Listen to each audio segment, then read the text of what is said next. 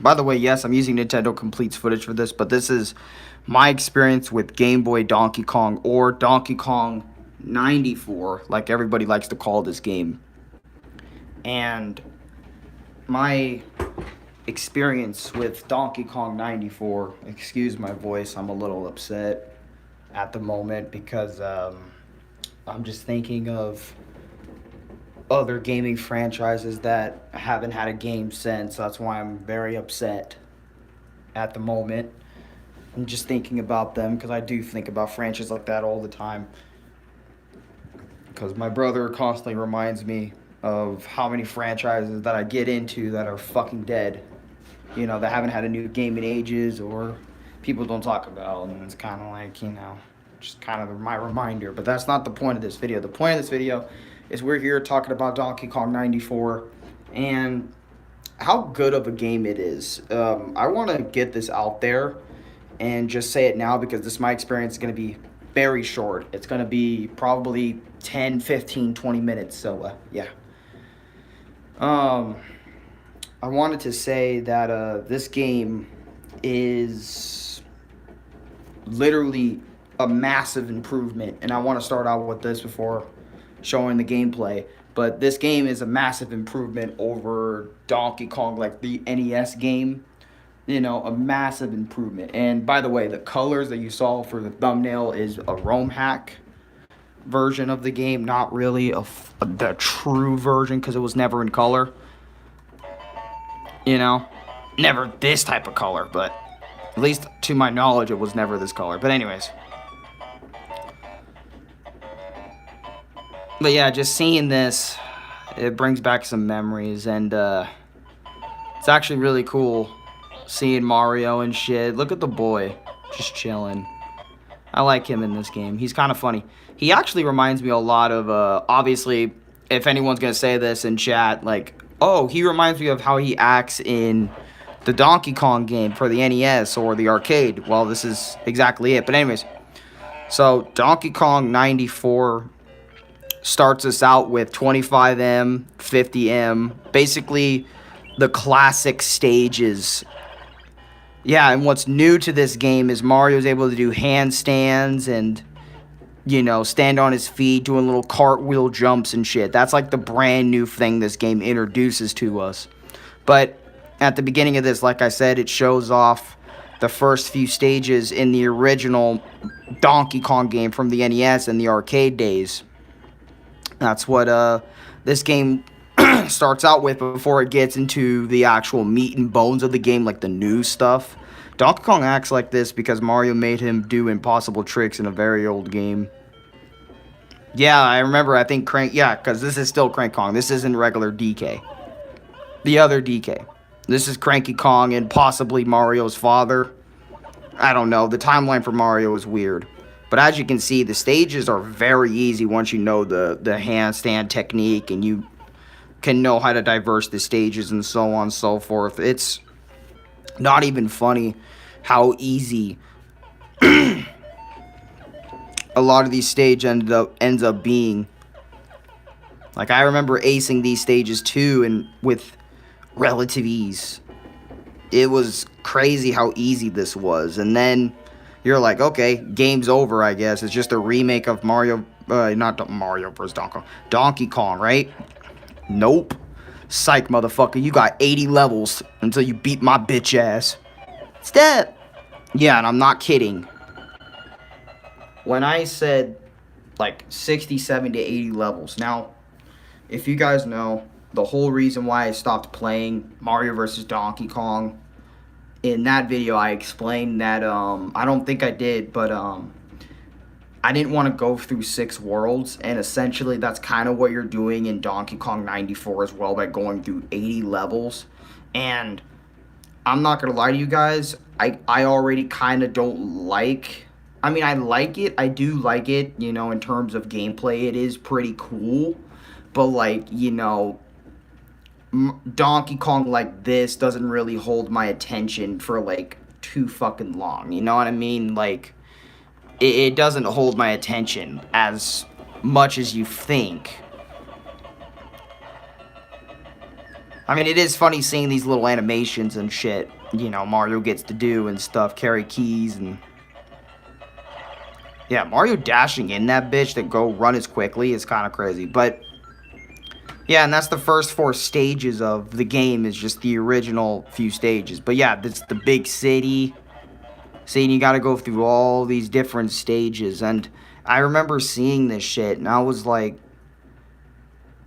I deadass looked at myself and said, I don't think I want to put myself through this. Like, my brain, because, like, I don't know why, but ever since, like, I don't know about Rayman Origins or another game or something like that, but it kind of triggered my brain in terms of, like, that's a bit too much levels.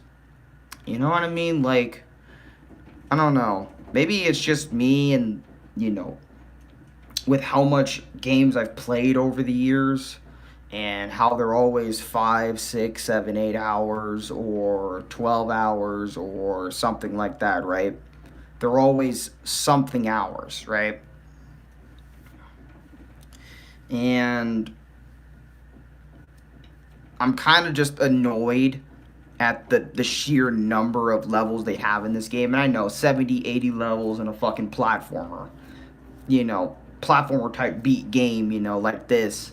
It may not seem like a lot, but there's a lot of puzzles in this, and you got to figure out a way to get the key to the door, kind of like Mario vs. Donkey Kong, but before Mario vs. Donkey Kong, and so on and so on. And for me, I don't like doing that. You know what I mean? I don't like, when I think of a game, right, that I really like, you can't have me be thinking of the loops, because as soon as you make me think of the gameplay loop in a video game, it immediately, the game immediately kind of gets boring to me. Like, for example, right, if my brain just already thinks the loop is boring. So let's take this for example. I'm just a random example. I'm just gonna throw it out there. Just spitball it out there.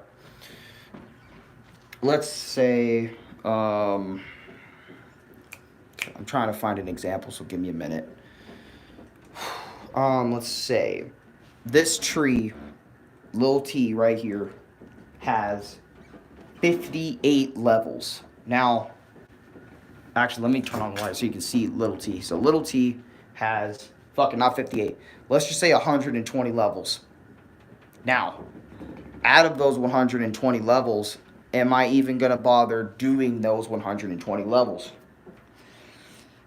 It depends on the gameplay and the loop of the gameplay. Like, how long are you going to keep me satisfied? Because that's what I'm starting to notice, is I'm actually looking more into the game than a video game world. You know what I mean? Like, where I'm having a journey with the character. I'm starting to actually think, like, about the loops.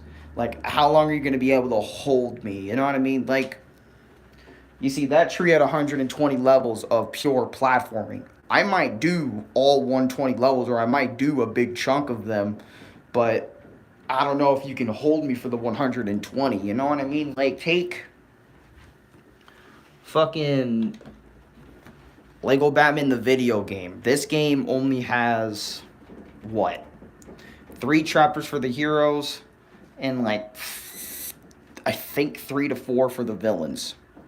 So, and there's 5 per shit, so 5, 10, 15, that's 15 levels you get to play as Batman and Robin in. 15 playable levels for the good guys. And 20, 25, and 30. So that's 30 levels in this entire fucking Wii game. That's significantly less than the levels in Donkey Kong here.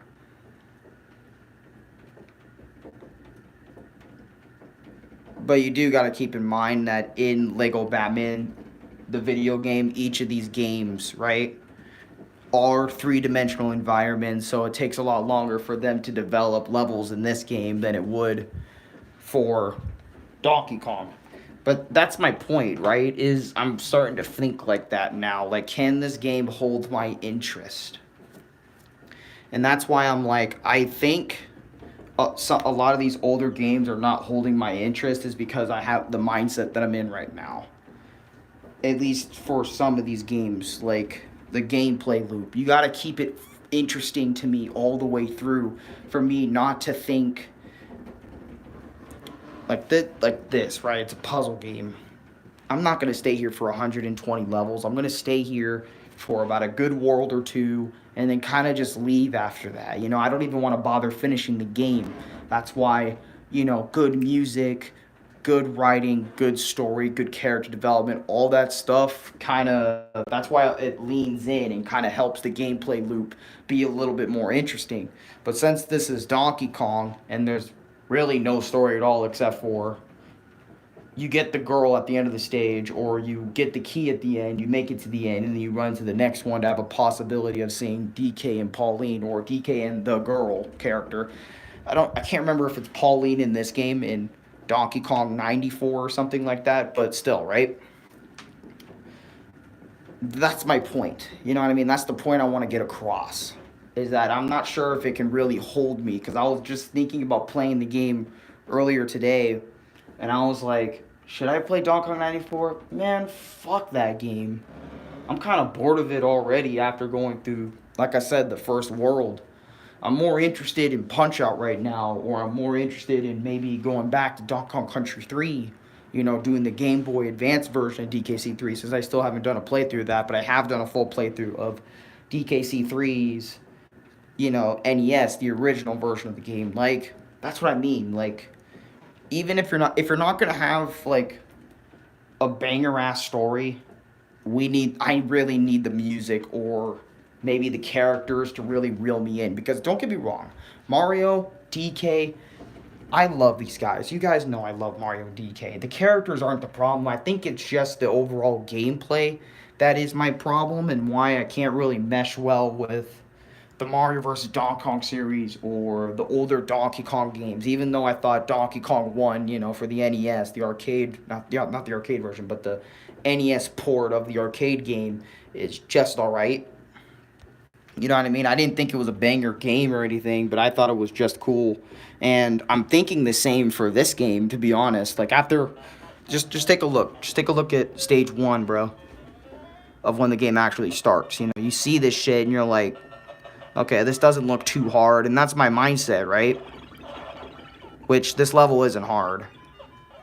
But, you know, for someone like me that, you know, is thinking in the moment, like, is this going to keep my attention for very long? And I know I'm repeating myself, but I'm most likely not even going to think like that for a game like this. And then the puzzles get harder and harder as you progress, and you have to think more and more. And I'm not really big on the puzzle aspect. I want y'all to know that shit either. But also, this colored ROM hack version of 94 does make it look really good. Also, he's also playing on a Super Game Boy, so, you know, like attaching the console and doing a whole lot of things, or maybe emulation. I don't fucking know. But just, yeah, and then you see Mario doing the whole this shit. If you remember from Mario vs. Donkey Kong, my experience with that, you see Mario doing his moves, so on and so forth, trying to get the key to the place. Also, I noticed in this game, I don't think the key has a time limit, or at least a visible time limit in this game compared to Mario vs. Donkey Kong, where you only have 12 seconds to kind of get the key back in your hands before it disappears. But yeah, that's like my short experience for the most part with Mario vs. Donkey Kong. Do I think this game sucks, like, in general? No, I think literally almost anybody can pick up and play this one. It's just that this game is just not for me. You know, I noticed that after doing World 1, or at least finishing it, I just kind of felt kind of about this game, and, you know, and being in the state that I am right now in the moment, kind of thinking about Punch-Out 24/7. I can't stop watching those fucking Punch-Out weak cutscenes with all the characters because they're so vibrant and alive, and I really want next level games to make another fucking Punch-Out so I can actually have another Punch-Out on a modern day system. That'd be so fucking lit.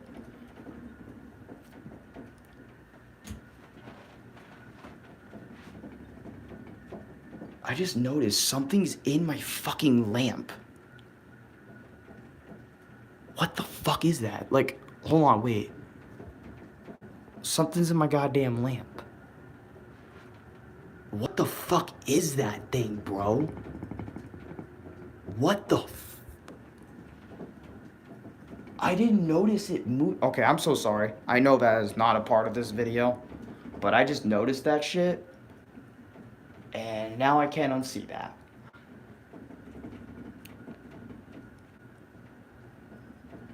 Well, that's been my short experience with Donkey Kong 94. Not the craziest game on planet Earth, but it's a good game, and I recommend you guys try it out. Give it a try for yourselves. Maybe you'll. There's a bug in your lamp. I think that is a bug. I'm not sure if it's alive though. We might have to check that out in a vlog. Like I might have to maybe unscrew it, possibly. I don't want to fucking break this shit. You know what I mean? The lamp, and then possibly have something happen. I mean, it's not gonna affect me, so. But now that I know it's something in there. Like, how did it even get in? Anyways, that's not my point. Donkey Kong 94 is a decent game. It's not a shit game. It's not terrible. It's just not for me. But I definitely recommend it to some of you guys that do enjoy puzzles and maybe taking, playing Mario in a little bit of a different style. If that's what you're looking for, give this game a shot. It's still not on Nintendo Switch Online, sadly, or anything officially Nintendo right now. So I would definitely recommend copping a copy of this game from eBay, Amazon, and so on and so on. That's what I would recommend doing. But until then, guys, or if it's literally your last resort, you can emulate it. But until then, guys, I'll see you guys next time. Take care, Lucas. Thank you so much for stopping by, and thank you everyone else for watching. Peace out.